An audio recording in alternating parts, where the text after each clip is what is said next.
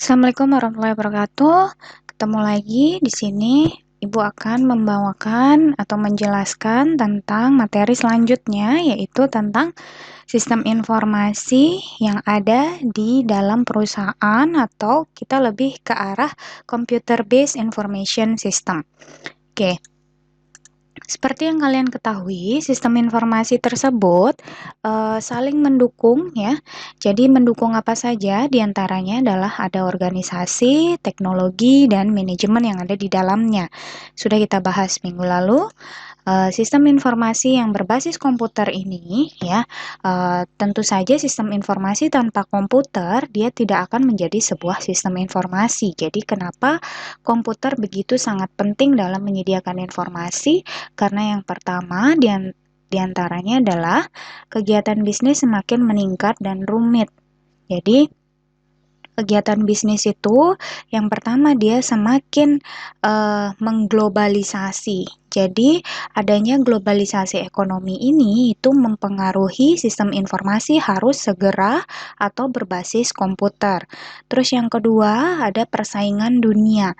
Jadi kalau kita tidak menggunakan komputer, jadi kita tidak akan bisa bersaing di dunia. Terus yang ketiga kebutuhan teknologi yang andal. Jadi semakin teknologi semakin cepat berganti setiap harinya atau cepat berkembang, maka kita juga membutuhkan teknologi yang andal. Nah, terus batas waktu yang semakin singkat. Jadi kadang-kadang kita membutuhkan data itu dalam jangka waktu yang cepat, maka batas waktu yang kita punyai juga semakin sedikit, maka kita membutuhkan komputer. Lalu kendala-kendala sosial, ya kendala-kendala sosial ini misalnya yang kita temui sehari-hari. Jadi apabila ini kaitannya dengan persaingan dunia dan globalisasi ekonomi, karena kendala sosial ini sangat berpengaruh pada masyarakat yang memang membutuhkan komputer. Lalu tuntutan pelayanan praktis dan cepat saji. Jadi semua orang sekarang menginginkan semua serba instan atau semua serba cepat. Jadi kita harus menyesuaikan dengan itu. Lalu kemampuan komputer juga sekarang semakin baik. Kecepatan juga semakin cepat, kapasitas semakin besar, repetitif atau dia selalu berulang, terus input yang pasti, output yang akurat, keamanan proses dan dokumentasi juga sangat berpengaruh atau mempengaruhi komputer tersebut yang semakin baik. Sehingga kita membutuhkan komputer dalam melakukan sistem informasi atau membuat sistem informasi. Oke. Seperti yang sudah kita jelaskan sebelum-sebelumnya, ya keuntungan penggunaan sistem informasi di antaranya di sini adalah penggunaan SI berbasis komputer dalam sebuah organisasi atau perusahaan memiliki manfaat, yaitu yang pertama dapat meningkatkan keuntungan perusahaan. Terus mengurangi biaya bisnis, meningkatkan pangsa pasar. Jadi di sini kita bisa ekspansi berupa jangkauan dan variasi produk. Jadi kita bisa tidak hanya di Indonesia saja, misalnya bisa di seluruh dunia. Terus perbaikan relasi pelanggan atau pelayanan pelanggan kita bisa perbaiki. Terus juga meningkatkan efisiensi, dapat memperbaiki dalam pengambilan keputusan karena banyak sekali data yang kita punyai, lalu pemenuhan peraturan lebih baik dan teratur, kesalahannya juga lebih sedikit, perbaikan keamanan terhadap sistem yang kita punya, dan kapasitas lebih banyak atau lebih besar. Jadi kita juga menyimpannya lebih mudah dan mencarinya pun lebih mudah. Terus ada di sini sistem interdependence atau sebenarnya ini adalah saling berkaitan ya antara bisnis, terus antara sistem informasi ya. Jadi bisnis di dalam organisasi dengan sistem informasi itu sangat berkaitan atau interdependence. Jadi bisnis di mana bisnis tersebut pastinya di dalamnya ada strategi, ada rules atau aturannya dan ada prosedurnya. Jadi di situ dan saling berkaitan dengan sistem informasi, di mana sistem informasi ruang lingkupnya atau bagian-bagiannya adalah ada software, di mana software tersebut juga dibantu oleh hardware, ada database, dan pastinya ada telecommunication antara ketiga hal tadi. Ya, ini maksudnya adalah penggambaran di sini, maksudnya adalah supaya bisa kelihatan antara organisasi dengan sistem informasi itu saling berkaitan dan mungkin saling membutuhkan. Oke. Skop sistem informasi di sini, sistem informasi seperti yang kita ketahui atau dia sama atau mirip dengan sejarah komputer. Jadi tahun 1950-an masih berupa technical change, terus tahun 60 sampai 70 ini adalah mulai managerial control ya untuk sistem informasi. Tahun 80 sampai 90 sudah institutional core activities ya. Jadi sistem informasi sudah menjadi core activities dalam beberapa institusi dan terus berkembang sampai sekarang. SI berbasiskan internet. Jadi SI berbasiskan internet di sini ada apa saja yang perlu kita butuhkan, yaitu yang pertama komunikasi dan kolaborasi, terus yang kedua dia bisa mengakses informasi, bisa menjadi tempat untuk berdiskusi atau bahan diskusi, terus kita bisa memperoleh informasi, ada hiburan yang didapatkan pastinya kalau kita menggunakan internet, dan bisa menggunakan SI ini sebagai transaksi bisnis. Ini biasanya ya yang digunakan di dalam SI berbasiskan internet. Pernah kita bahas sebelumnya secara umum ya. Jadi tipe-tipe sistem informasi di sini ada beberapa ya, dari level operasional sampai level strategik. Jadi di mana level operasional dipimpin oleh operational manager. Terus di level knowledge atau level pengetahuan di sini ada knowledge dan data worker. Terus di manajemen level adalah middle manager ya, di strategic level adalah senior manager atau pengambil keputusan yang paling atas ya, stakeholder. Jadi dari tipe sistem informasi ini bisa kita lihat dia terbagi menjadi dua. Yang pertama adalah operation support system ya, yang kedua adalah manajemen support system. Nah, operation support system ini akan terbagi menjadi tiga dan manajemen support system akan terbagi menjadi tiga lagi. Yang pertama adalah transaction processing system, itu untuk operation support system ya.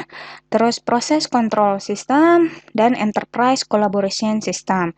Sedangkan untuk manajemen support system, ini ada MIS, Management Information System, Decision Support System, dan Executive Information System. Jadi ini penjelasan sedikit tentang tadi pembagiannya. Transaction Processing System atau TPS ini adalah sistem informasi yang mengcapture dan memproses data tentang bisnis transaksi. Jadi sesuai dengan namanya saja ya, dia proses-proses transaksi di dalam sistem itu adalah contoh dari TPS. Lalu ada Management Information System atau MIS. Ini adalah sistem informasi yang ada di dalam manajemen tersebut yang digunakan untuk reporting atau untuk melaporkan ya, untuk pelaporan dari mana datanya, yaitu dari proses transaksi dan operasi dari sebuah organisasi. Jadi di dalam MIS atau Management Information System itu adalah yang ada di dalamnya adalah laporan-laporan ya untuk manajer ya, level manager. Jadi laporan di mana didapat laporan tersebut yaitu di transaction procession dan operationnya. Terus ada Decision Support System atau DSS.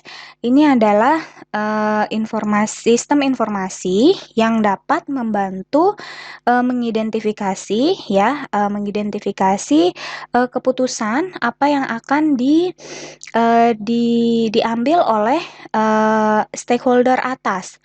Jadi di DSS ini mirip dengan MIS, tapi di DSS ini lebih untuk membantu dalam mengambil keputusan ya. Jadi berdasarkan data-data juga. Hanya yang menggunakan DSS adalah dari level manager ke atas. Terus ada an expert system. Di sini ya, sistem informasi yang mengcapture expertise of worker and then simulates that expertise to benefit of non-expert. Jadi an expert system ini sama seperti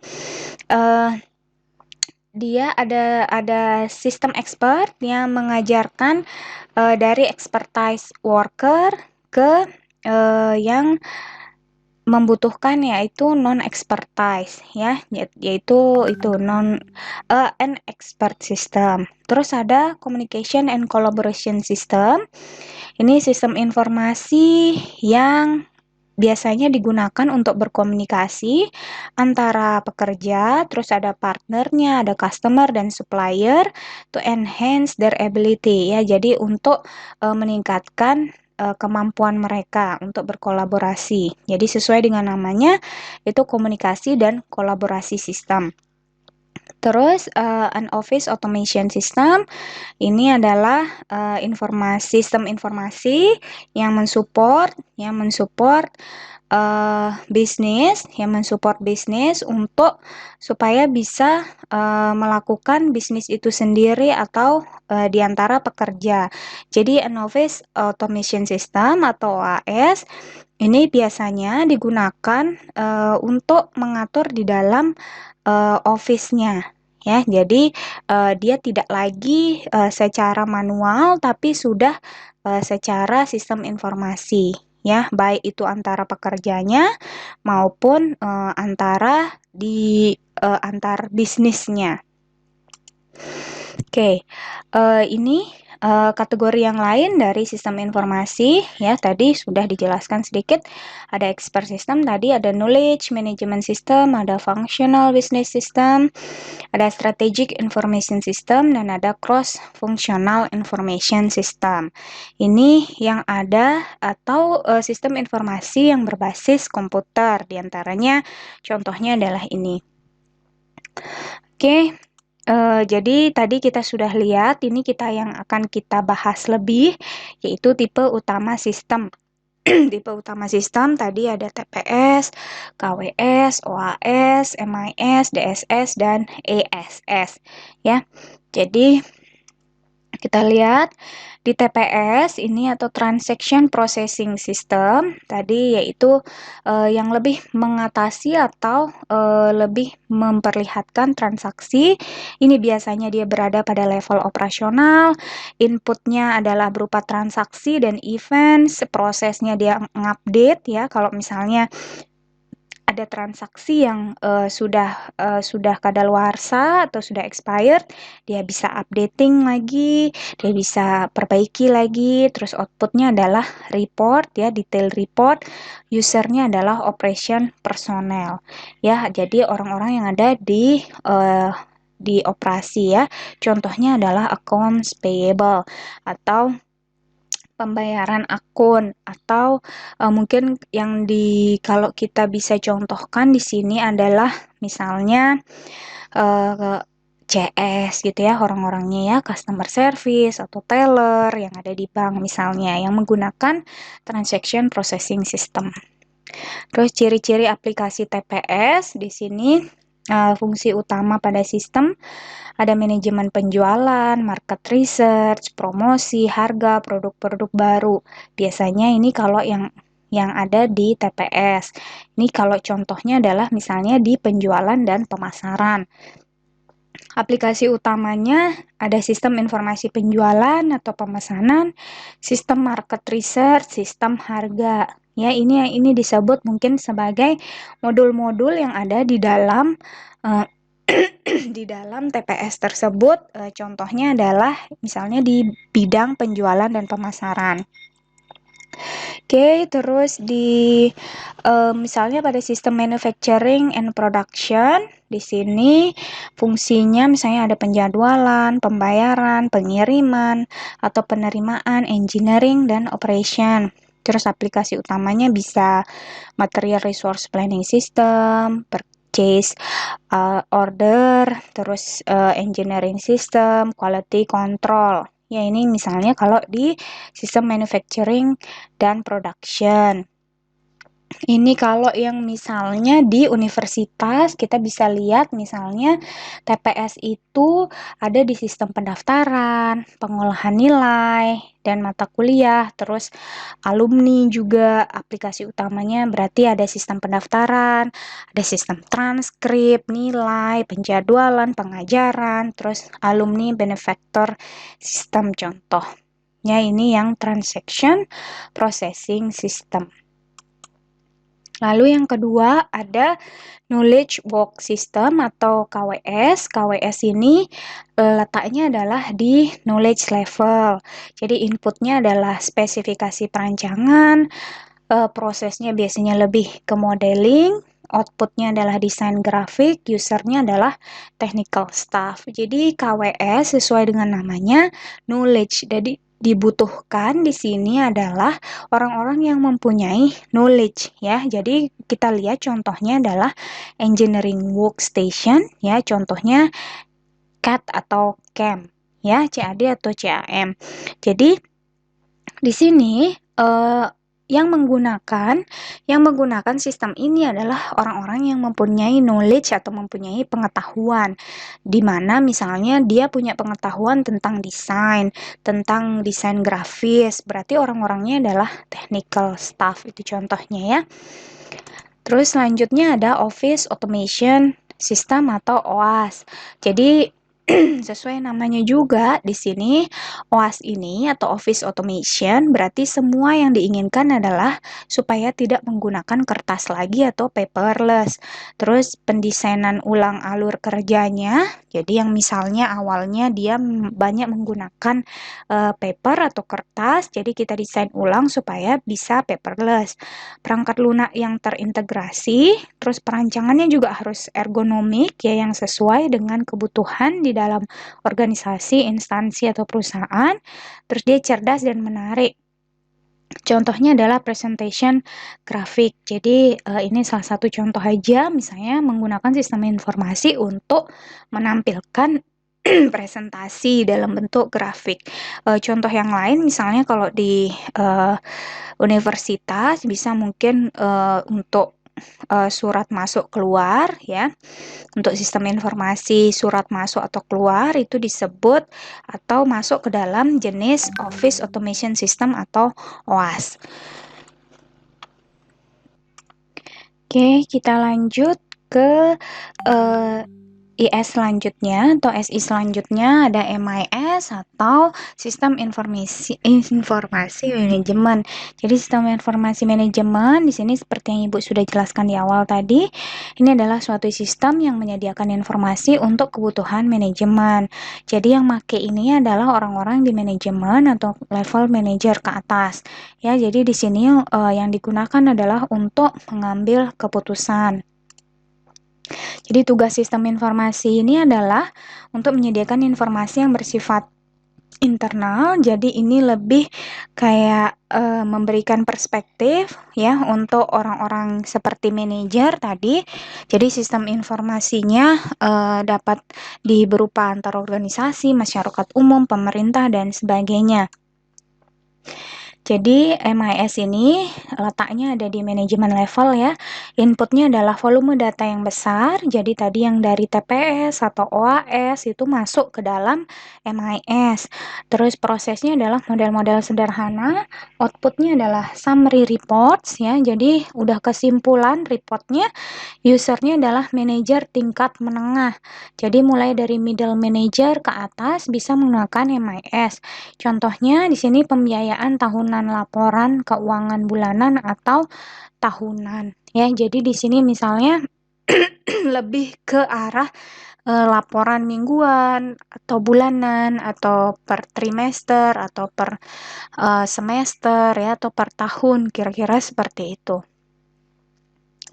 Jadi tadi data yang dari TPS ke MIS.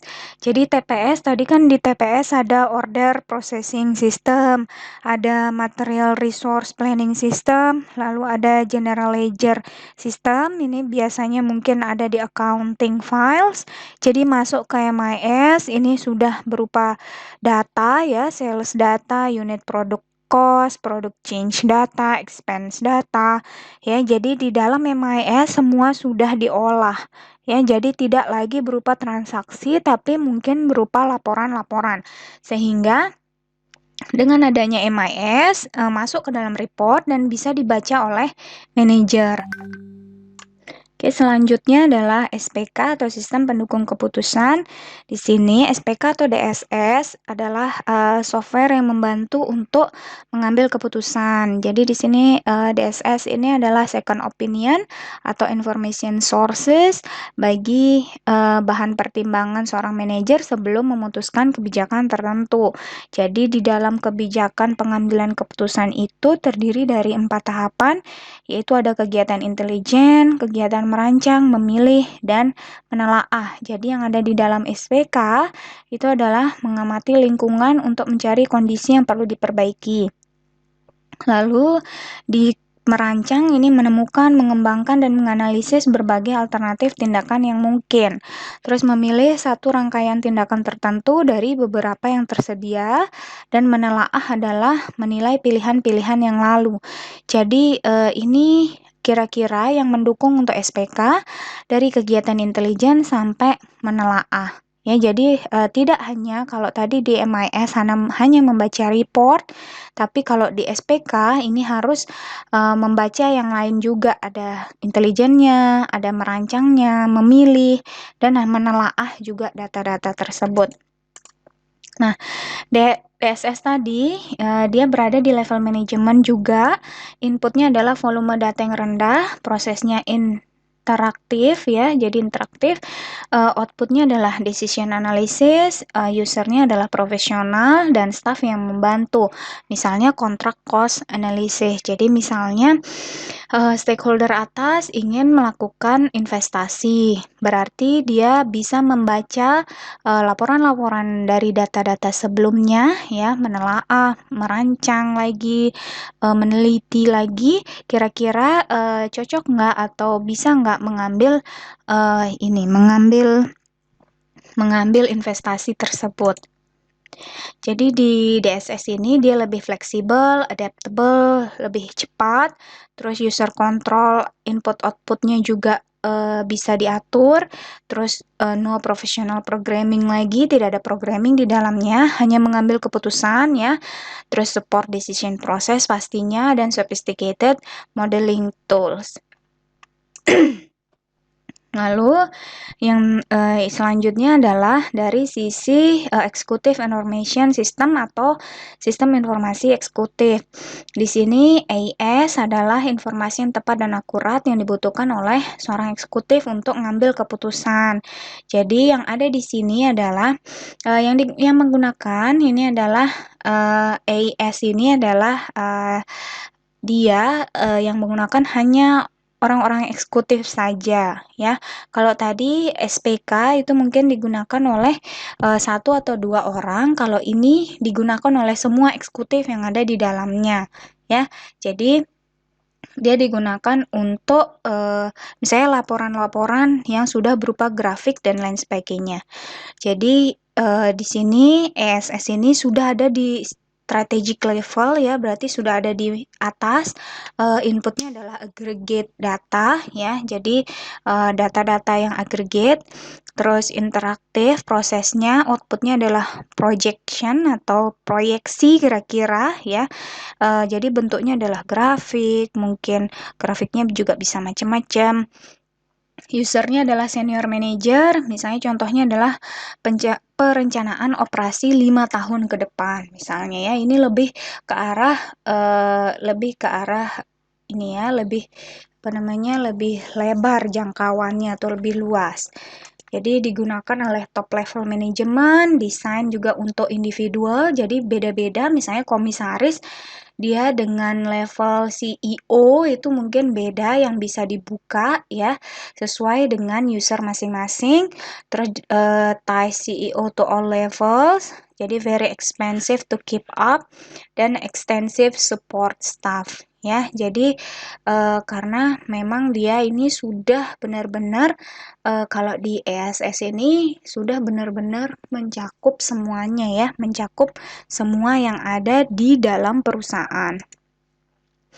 Penggambarannya kira-kira seperti ini, keterhubungan antar sistem informasinya ya. Jadi seperti ini. Terus kelompok sistem informasinya juga seperti ini ya. Jadi MIS ada di mana, sales dan lain sebagainya seperti ini. Terus pendekatan umum terhadap pemecahan masalah. Nah, di sini penjelasan yang ada di sini kita sudah lepas dari yang tadi ya, dari CBIS tadi, Computer Based Information System, yang sudah Ibu jelaskan sampai ESS. Nah, yang ada di sini ini yang akan mulai kalian kerjakan dengan menggunakan sistem informasi yang sudah kalian rancang sebelumnya bersama atau judul ya, judul yang sudah kalian diskusikan bersama kelompok. Nah, di sini yang akan kalian lakukan adalah pendekatan umum terhadap pemecahan masalah. Jadi ada identifikasi masalah ya, sudah sebenarnya kalian lakukan, tapi sekarang lebih detail lagi. Analisa dan berikan pemahaman masalah. Jadi, identifikasi masalah ini seperti apa, masalah-masalahnya, terus berikan analisa dan berikan pemahaman masalah. Lalu berikan solusi ya, solusi yang diperlukan ataupun yang diharapkan, lalu identifikasi solusi alternatif dan pengambilan keputusan, terus merancang dan mengimplementasikan solusi yang terbaik, setelah itu baru evaluasi hasil. Jadi yang kalian lakukan sekarang lebih seperti menjadi sistem analis. Jadi sistem analis ini kalau di sebuah perusahaan, dia pasti akan memahami konsep TI, terus memiliki pengalaman dan pemrograman komputer, terus memiliki pengetahuan tentang bisnis, lalu mampu dalam menyelesaikan masalah, mampu berkomunikasi pastinya, fleksibel dan mudah beradaptasi, memiliki karakter dan etika, terus memiliki kemampuan dalam menganalisis sistem dan perancangannya, ya. Nanti untuk apa yang dikerjakan, kalian akan Ibu jelaskan lebih detail di kelas atau di kelas Zoom kita ya. Oke, ini kita skip. Jadi di dalam analisis sistem, kalian harus seperti apa ya? Jadi fase investigasi awal, lalu fase analisa masalah, fase analisa kebutuhan, dan fase analisa keputusan. Ya, ini pada saat kita menganalisis sistem. Terus pada saat fase investigasi awal biasanya ada seperti ini disebut dengan data flow diagramnya ya. Terus fase analisis masalahnya seperti apa, terus analisa kebutuhannya seperti apa, dan bagaimana melakukan keputusan. Biasanya nanti di dalam melakukan atau menentukan sistem informasi yang akan diambil, apabila ada beberapa sistem informasi yang masih kesulitan ya, maksudnya masih kesulitan untuk memutuskan, kalian bisa membuat matriks visibilitas ya. Jadi nanti penjelasannya mungkin akan lebih Ibu jelaskan di kelas atau di diskusi kita melalui Zoom pada hari kuliah. Oke, itu saja penjelasan dari Ibu. Semoga bermanfaat. Kalau ada pertanyaan, nanti akan kita bahas kemudian. Terima kasih. Assalamualaikum warahmatullahi wabarakatuh. Selamat pagi, siang, sore, atau malam.